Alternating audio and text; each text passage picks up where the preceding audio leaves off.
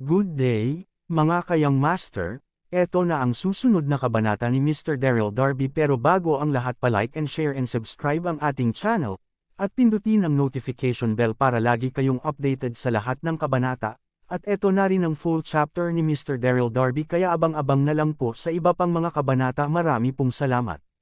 Ang asawa kong tinitingala ng lahat. Kabanata 2336. Sa pamamagitan ng madilim na ilaw, isang napakalaking hukbo ang nakita.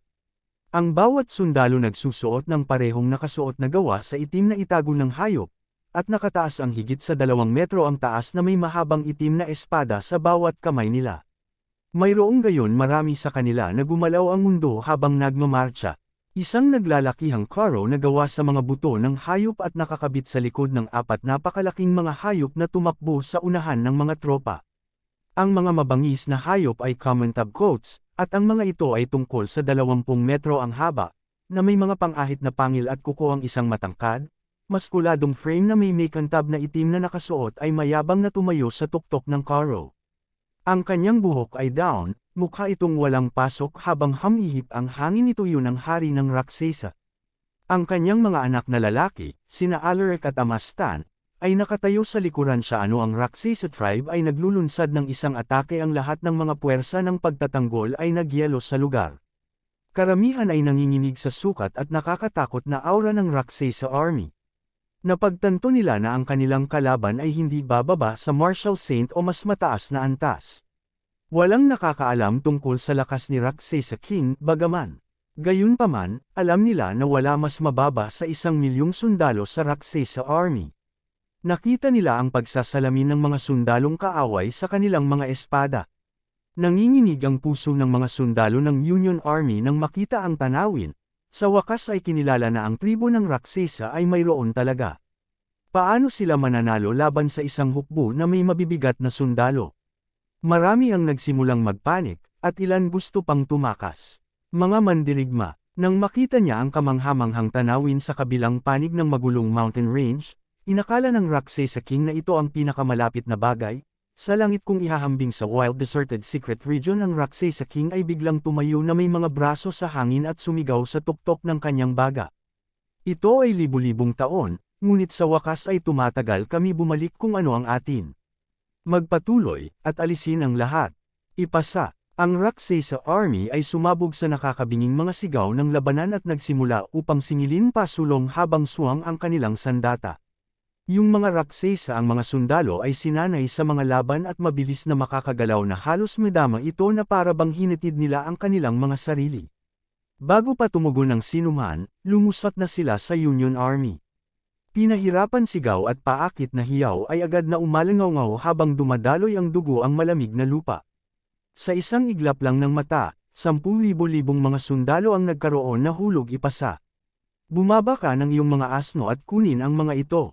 Namula ang mga mata ni Dax Sanders galit na galit habang sumisigaw. Huwag kang magpanik. Panatilihin ang pagbuo, hindi natin magagawang guluhin iyon. Para sa aming tahanan, pasulong. Sigaw ni Chester habang nakakuyong ng mga kamao. Kumulo ang dugo niya habang siya nangangati upang kunin ang mabibigat na kalaban bago siya. Ipasa, sumali sina Yvette, Quincy, Andy, at ang natitirang Union Army. Sigaw ng labanan. Ibaba mo sila. Kasabay nito, milyon-milyong Union Army ang mga sundalo ay bumaha sa kalaban ng mga tropa na walang reserbasyon. Hindi kalayuan sa battlefield, dumidilim ang ekspresyon ni Yang Jian habang siya ay lumaki ang kanyang kamay upang patahimikin si Zhang Ju.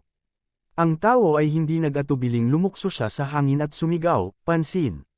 Ipasa. Milyon-milyong mga sundalo ng North Mona ang sumingil sa larangan ng digmaan upang labanan ang kanilang kalaban. Nagpatuloy ang mga pag-iyak na napahirap habang nagpatuloy ang maiinit na labanan. Erg! Ang mga sundalo ay nahulog sa lupa na may sakit na hiyawan, sunod-sunod. Ibinabad ng kanilang dugo ang pulang-pulang-pula. Sumunod sa mga gigantic monsters ang rumbles na tumutusok sa tainga habang sila ay sumugod ang patlang sa ilalim ng kontrol ng mga sundalong Raksasa. Tulad ng machine na ginawa lamang para sa patayan, 12-dosenang mga sundalo ang naging mas sa bawat hakbang, at daan-daang mga pinahid gamit ang isang indayog ng kanilang mga braso. Sila ay halos hindi magagapi 12-dosenang mga gigantic monsters ang bumuo ng isang linya ng ganap na puwersa na tumangay sa lupa, na sagasaan nila ang lahat sa kanilang paraan. Ang North Mona Army at ang Union Army ay hindi makatakas sa pagpatay habang pinapanood nila ang kanilang nahuhulog na mga kasama. Umurong, bumalik, kailangan nating pumunta ngayon. Isang tao sa Union Army sigaw. Hindi nagtagal, marami ang nagsimulang tumakbo sa takot na malayo sa labanan. Kabanata 2337. Isang tanga lamang ang hindi mapapansin ang lakas ng gigantic monsters, walang alamat ang mga halimaw ay hindi maaaring magsimulang ihambing sa kanila. Ang mga ordinaryong sundalo ay hindi upang makalapit sa hayop na iyon, at sa puntong iyon, ang pagkakaiba sa kapangyarihan ay hindi may kakaila na halos hindi ito matawag na labanan. Sa isang iglap lang ng mata, ang Union Army ay kumuha ng napakalaking nasawi. Gaano katagal meron ba sila hanggang sa walang natira? Marami sa mga sekta na iyon ang natalo, at mas maraming order pa ang naghiwalay. Patuloy na tumaas ang mga nasawi habang pininturahan nito ang lupa na pula. Isa pagkatapos ng isa, ang mga mandirigma ay nahulog at nalunod sa kanilang sariling pool ng dugo. Ito ay sobra para sa kanila hawakan, kaya't ang ilan ay nagpasyang umatras. Aalis kami, ipinatawag ni Jackie ang Illusion Sound Sect at Sunset Sect mga disipulo mula sa karamihan. Pagkatapos, sinabi niya kay Jasmine, mabilis. Kailangan nating pumunta ngayon, walang masyadong oras. Saglit na nagatubili si Jasmine at sinabi, ang iba ay nakikipaglaban pa rin, kung tayo umalis ka na ngayon. Natakot din siya sa sobrang lakas na nagpakita ang tribo ng Raksasa, ngunit ang ilang bahagi sa kanya ay nais pa ring manatili at ipaglaban alang-alang sa kanyang tinubuang bayan. Umiling si Jackie, hindi kami naninindigan dito. Kung manatili tayo, mamamatay tayo. Sa ngayon, kailangan nating ipareserbo ang aming lakas upang makitungo tayo sa Raksasa tribe pagkatapos. Habang nagsasalita siya, si Jackie ay praktikal na kumikinang na may kumpiyansa. Mula nang kinuha niya ang 7 Treasures Exquisite Pagoda mula kay Daryl, mayroon na siya ginugol, ang kanyang oras sa pagsubok upang malaman ang lihim nito, ngunit hindi niya pinamamahalaang upang matuto anumang bagay.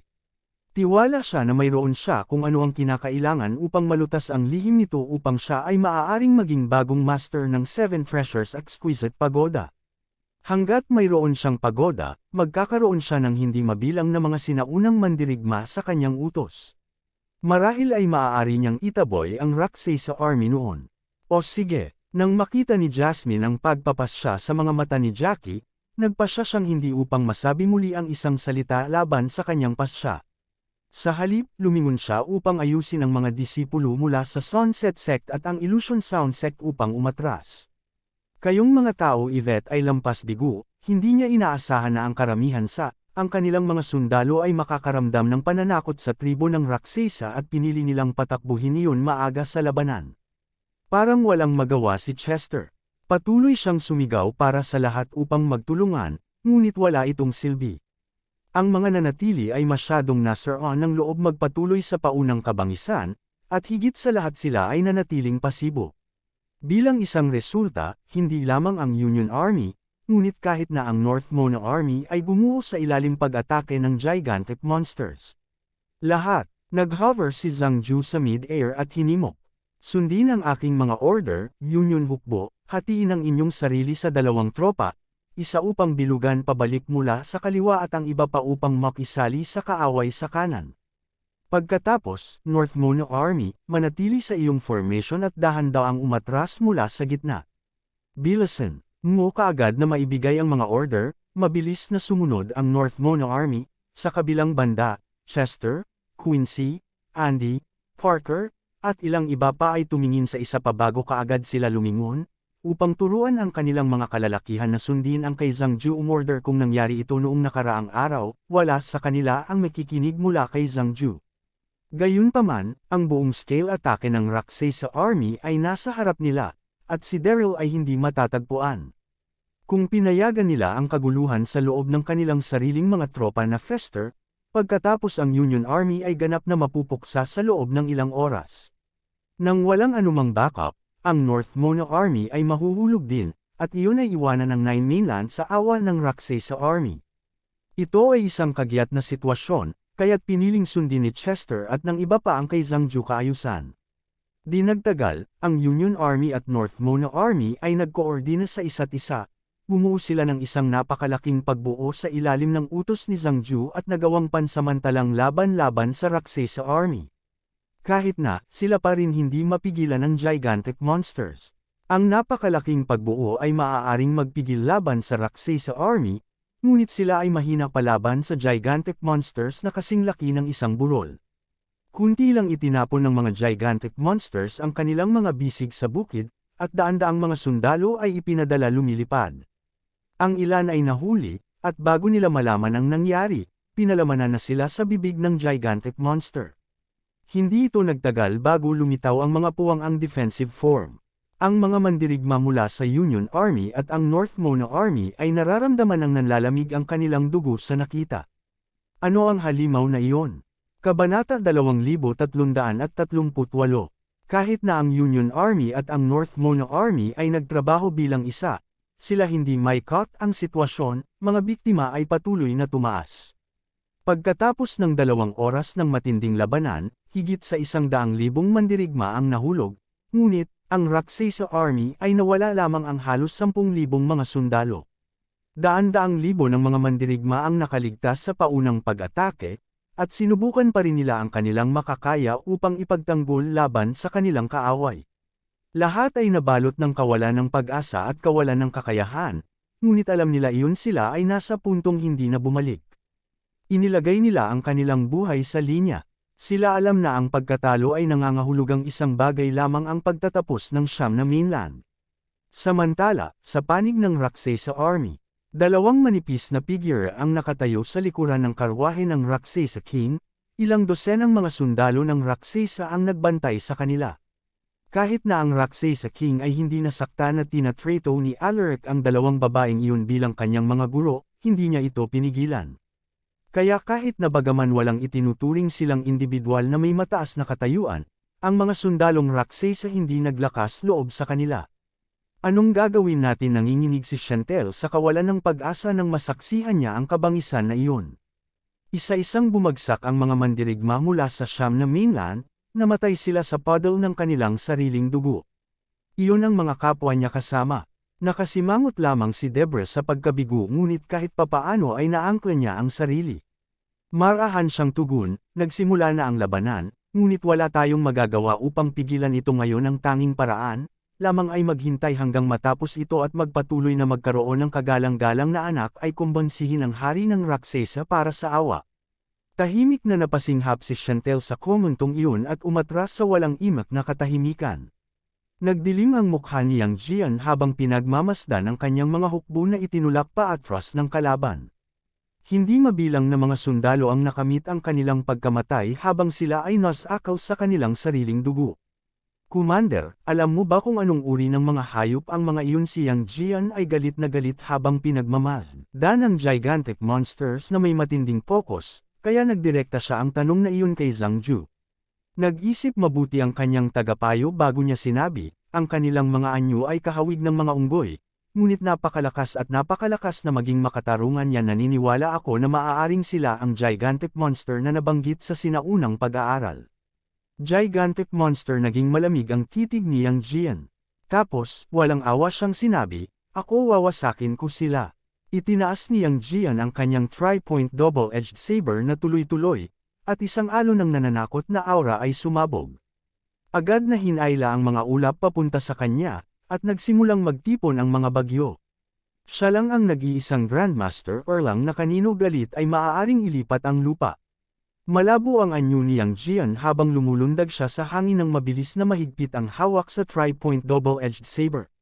Sa sandaling iyon, ang panloob na enerhiya sa Yang Jian sumabog, at ang manipis na puwersa nito ay natapos sa kalangitan.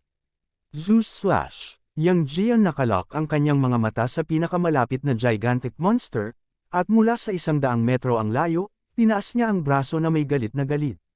Sumabog ang sobrang lakas mula sa tri-point double-edged saber habang nagpadala ito ng isang hugis ng espada na anino patungo sa gigantic monster.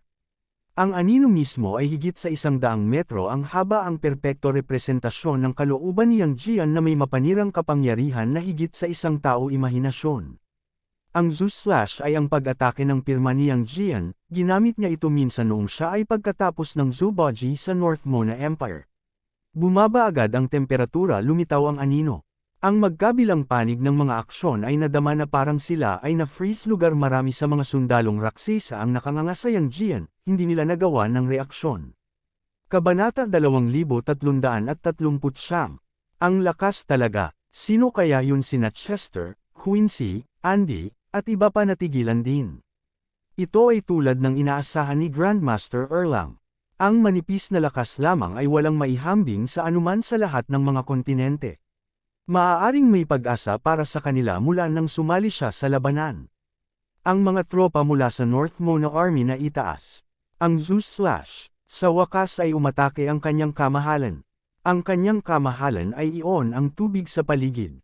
Ang mga naglalakihang hayop na iyon ay hindi tugma sa kanyang kamahalan. Ang anino ay bumaba mismo sa harap ng kanilang mga takot na mata. Boom! Tulad ng isang bulalakaw, pinunit ng hangin saan man dumampi ang anino.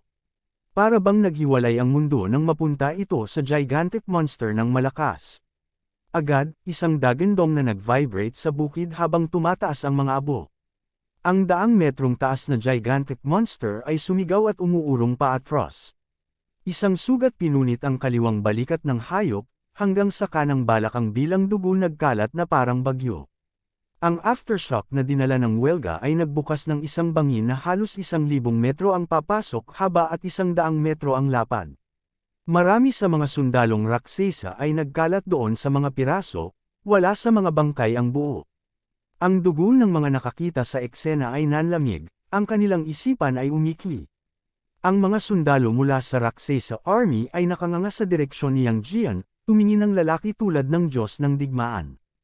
Ang mga sundalong matigas ang loob na iyon ay kaagad pananghinaan ng loob. Ang North Mona Army at ang Union Army ay sumigaw at sigaw ng kanilang mga papuri. Sina Chester, Quincy, Yvette, at ang iba pa ay nakatingin kay Yang Jian habang pinapasukan ng lalaki sa kalagitnaan ng hangin. Ang kanilang handarang makipaglaban ay muling nabuhay muli. Ito ay tulad ng inaasahan sa kilalang Grandmaster Erlang. Kinuha lamang sa kanya ang isang welga upang maibagsak ang gigantic monster. Hanggat nagpatuloy siya sa pag-atake sa kanila, ang mga nakakagambalang higanti ay malapit na napuksa. Si Yang Jian ay maaaring maging isang mapagpaimbabaw, palagi niyang sinabiang isang bagay, ngunit ginawa ng kabaligtaran. Gayunpaman, sa mga sandaling mahalaga, karapat-dapat pa rin siya respeto. Samantala, ang Raksesa King, comfortable na nakaupo sa kanyang karo habang pinagmamasdan niya ang laban, tumayo bigla. Nakadilat ang mga mata niya kay Yang Jian. Sino yan ang isa? Sino ang nagawang pumatay ng isang gigantic monster sa isang welga? Ang tribo ng Raksesa ay natrap sa wild deserted secret region para sa libu-libong mga taon, at sa gayon, kaunti lamang ang kanilang nalalaman tungkol sa Siyam na mainland. Maaaring hindi alam ni Raksesa King ang lalaking tumayo laban sa kanya, ngunit siya ay maaaring pakiramdam na siya ay magiging isa sa mga pinakamahusay na mga hadlang sa kanyang paraan upang lupigin ang Siyam na mainland. Si Amastan at ang iba pang mga general ay naglilito sa isa't isa at nanatiling tahimik. Kung hindi alam ng hari ng Raksesa ang tungkol sa taong iyon, malalaman nila maging clueless tungkol sa kanya. Pare, sumampa si Alaric patungo sa Raksesa King at magalang na ipinaliwanag, iyon si Yang Jian, ang taong pinarangalan nila bilang Grandmaster Erlang. Siya na ngayon ang hari ng Continental ng North Mona. Humarap si Alaric kay Yang Jian, na nakahover sa gitna ng hangin, maingat, at nagpatuloy na sabihin, legend is it that Yang Jian ay nilinang sa libu-libong taon. Hindi natin maaaring maliitin ang kanyang kapangyarihan, at dapat tayo maging maingat. Si Alaric ay natutunan ng maraming tungkol sa Siyam na mainland mula sa Debra at Chantel para sa nakaraang mga araw. Ipinakilala nila siya sa marami sa kanilang maalamat na bayani, at isa na rito si Yang Jian. Nakilala siya ni Alaric sa sandaling nahuli niya ito paningin ng lalaki. Gintong nakasuot, fry point na 2 talam na saber sa kamay, na may isang black hound sa tabi niya. Dapat itong si Yang Jian. Dapat siya yun. Kabanata 2340. Grandmaster Erlang nagdilim ang mukha ng hari ng Raksesa habang iniutos niya, dalhin sakin ang sandata ko. Ang mga sundalo ay hindi naglakas loob, agad nilang dinala ang isang napakalaking sandata. Ito ay 3 metro ang haba, at ang buong katawan ay gatas na puti. Ito ay isang napakalaking broadsword na gawa sa buto. Ang broadsword ay huwad mula sa gulugod ng isang sinaunang hayop na ang Raksesa King ay hinahabol ang mga taon na ang nakakaraan sa wild deserted secret region. Ang mabangis ang hayop ay nabuhay ng higit sa 1,000 taon, isang espada na gawa sa gulugod nito ay bilang hindi masisira bilang mga makajos na sandata. Ang Raksesa King ay sumibol sa hangin na may broadsword ng buto sa kanyang kamay. Pagkatapos, kinausap niya si Yang Jian, ikaw ba si Yang Jian, magbabayad ka para sa pagpatay sa aking gigantic monster? Habang nagsasalita siya, ang lakas ng itim ambon na sumasakop sa Raksesa King ay nakabukas sa kanya, bumuo sa isang umuusbong na imahe na tila wala sa mundong iyon. Ang tribo ng Raksesa nilinang sa mga paraan na sa panimula ay naiiba mula sa Siam na mainland. Gayunpaman, ang nakakatakot na aura ng isang malakas na mandirigma na maaaring gawin ng sinumang nais-fling kanilang mga sarili sa lupa ay nanatiling pareho. Unang maramdaman niya ang malakas na presensya ng kanyang kalaban, lumubog ang mukha ni Yang Jian, may pag-asa. Hinigpitan niya ang hawak sa tri-point double-edged saber at hamon ng casual na lalaki. At ikaw ay nginisya ng hari ng Raksesa, hindi iniwan ng mga mata niya si Yang Jian. Ako ang Raksesa King. Isaalang-alang na isang karangalan na mamatay sa pamamagitan ng aking tibak. Tumawa si Yang Jian ng walang pag-aalaga, ang lamig ng mukha ng bato. Mamatay, hindi namin alam kung sino ang mamamatay pa. Maghanda ka na para mamatay. Napagpasyahan ng Raksesa King na huwag sayangin ang isa pang segundo casual na usapan. Sa halip, umungol siya habang dinadaloy papunta sa Yang Jian kasama ang bone sword. Mukha siyang isang nag-aani na dumiretso mula sa impyerno. Ang Raksesa King ay dumating sa harap ni Yang Jian sa isang iglap. Si Yang Jian ay walang oras upang mag-isip, hinaranggan niya ang pag-atake gamit ang kanyang tri-point double-edged saber. Klang! Ang mga nakabingi na ingay ay sumabog habang ang sword at ang tri-point double-edged saber naman ang sumalpok. Ang Raksesa King at Yang Jian ay pinadalhan ng ilang metro paatras, hindi masama. Pinigilan ng Raksesa King ang sarili habang nakatingin kay Yang Jian na may tango ng pag-aproba. Narinig ko na ang iyong pangalan ay kilalang-kilala ng lahat sa Siam na mainland. Mukhang mayroon kang paglilinang sa libu-libong taon, hindi mo ginawa bigon mo ako, ngunit hindi pa rin kayo ang aking katugma. Muli, ang Raksesa King ay nagsara sa Yang Jian. Siya ay namula ng masamang hangarin bilang pagkagulo ay jerked sa kanyang track. Nang lumapit sa kanya ang hari ng Raksesa para sa pangalawang pagkakataon, sumagot si Yang Jian na may kasamang scowl, hindi ka gaanong kagaling sa iyo pag-angkin na, I will have your head. Matapos ang kanyang malapit na pakikipagtagpo sa Raksesa King, naramdaman ni Yang Jian na ang tribo ng Raksesa ay mayroong natatanging pamamaraan sa paglilinang. Gayunpaman, wala siyang masyadong pakialam tungkol doon, hindi siya Grandmaster Erlang para sa wala. Mahigpit na hinawakan ni Yang Jian ang kanyang tri-point double-edged saber at sinimulan ang pag-iinit makipaglaban sa Raksesa King. Pareho silang lumabo sa dalawang anino na lumipad sa tuktok ng battlefield. Mabilis silang lumipat sa kabuuan, nakaraan at laban sa isa't isa. Nagtipo ng mga bagyo habang tumindi ang laban. Ito ay isang napakagandang tanawin, hindi mailalarawan ng isa sa mga salita. Ang bawat tao sa larangan ng digmaan ay nag-imik, ang isang labanan na ganoon ay bihira kahit sa buong kasaysayan. Marami na silaw sa pagkamangha. Samantala, sa isang kuweba na matatagpuan may mga kilometro ang layo mula sa Chaotek Mountain Range. Naupo si Daryl sa silid na bato, at habang naglilinang siya, naramdaman niya ang lakas sa loob niya lumaki. Nagpatuloy siyang umakyat ng mas mataas nang maabot niya ang Master General, ang Marshal Marquis, at sa wakas, ang antas ng Marshal Saint. Kinakailangan ng isa na ang Ghost Sage's Heart Sutra of Eight Wilds, naglalaman ng tulad ng isang lalim na maaari itong lumadlad sa hindi mabilang na mga posibilidad.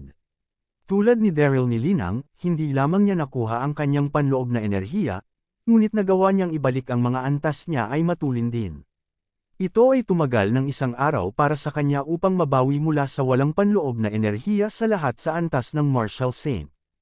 Kung magpapatuloy siya sa pagunlad na iyon, maibabalik niya ang kanyang kapangyarihan upang antas ng 5 Martial Emperor, at siya ay maaaring magpatuloy sa kanyang pagsulong sa antas ng langit na pag-akyat. Gayunpaman, nahirapan si Daryl na mag-focus dahil may naramdaman siyang panginginig ng boses mula sa ang Chaotic Mountain Range ilang sandali lang ang nakakaraan. Sa paglakas niya, kaya niya madama ang napakaraming tunog ng gyera.